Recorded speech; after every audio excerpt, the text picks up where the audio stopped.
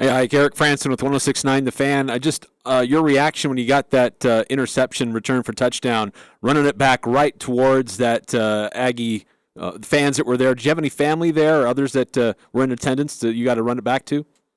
Yeah, actually, I pointed at all my family. I had about 20 of my family members there, so it was pretty dope being able to go in that corner and see them like that. So Ike, Brian Priest, KSLSports.com. Looking back at that pick six interception, it almost looked like you were running the route for the right wide receiver. And you mentioned post-game that was an alignment that you had seen in film study. Can you elaborate on that? Yeah, really, just like I said after the game. I mean, we studied the splits. Coach Bond is really hard on us for that, and I saw they would split outside, so we knew what routes that could come off that. And so I just knew he was going to run the out route, and so I just jumped the route, and it was history from there. So, Jason Walker with Cache Valley Daily. Just what's the season been like for you? Where you start out, you're mainly a special teams guy, play a couple of snaps on defense, but now you're starting at safety on defense. What's that progression been like for you? It's been good. Like I've been prepared. I don't want to say I knew this was going to happen, but like I knew like if it's like the next man up mentality. So just got to be prepared, and when your time comes, you gotta take advantage of it and do the best you can. Hey, Ike Lewis. One question I didn't ask you last week when we talked. Yeah. You blocked a couple of kicks early in the year. Have you noticed since then that when you get on a punt play, everybody's going, there's 19, or did you notice that now everybody watches you more on those kind of deals?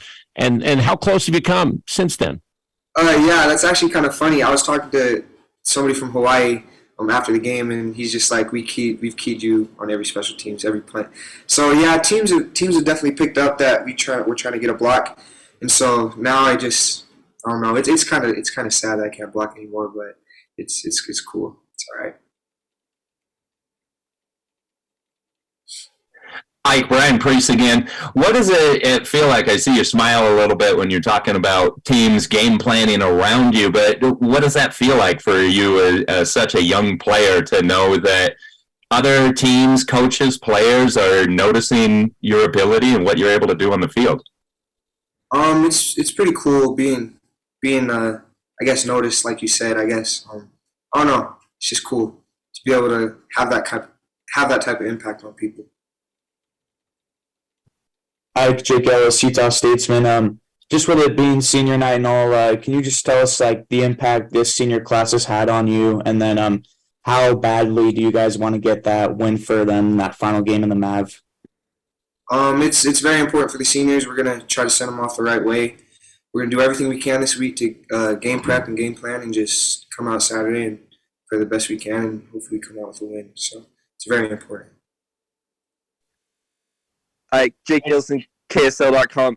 I'm curious, what's it like playing in cold weather games? And just from a physicality standpoint, how much more will and effort do you need to have to be able to match that when you're hitting people and it's sub 32 degrees outside? Right. I don't know. It's really just your adrenaline's pumping, and you don't really recognize that it's too cold out because, I mean, we're running the whole game, of course. So. But I don't know. When we're on the bench, we can definitely feel it. But I feel like on the field, like it's just another game. And I feel like we do just fine. Hey, Cal Lewis again. Another one. You didn't get back from Hawaii till late, so I think sometimes Sundays you guys do spend a lot of time starting to get ready for the week. What does this kind of speed up? Can you talk a little bit about getting prepared for San Jose and their passing attack? A guy that we played last year from Hawaii was their quarterback when we played him last year, but getting ready for this. We've been actually since yesterday. We got home at like 2 p.m. So we've really just been game planning already since then. So I feel like we're still ahead. We're not behind at all, and we're gonna have meetings throughout this week and practice. So I think we'll be good. Brian Phillips, Big Blue USU Aggie News.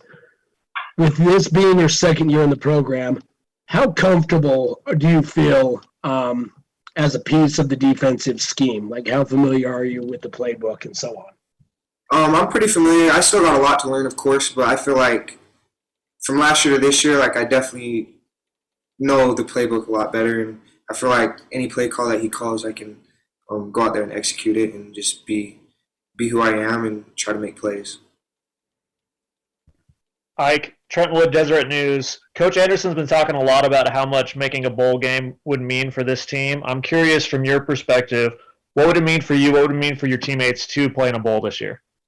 It would be awesome. Like, unfortunately, I wasn't able to go last year, but so this would be my first bowl game. But that's our goal. That's our goal, and we all want it. So we just got to put in the work, and if we don't put in the work, then of course we're not gonna be able to get there. But it'll be cool if we can get a bowl game.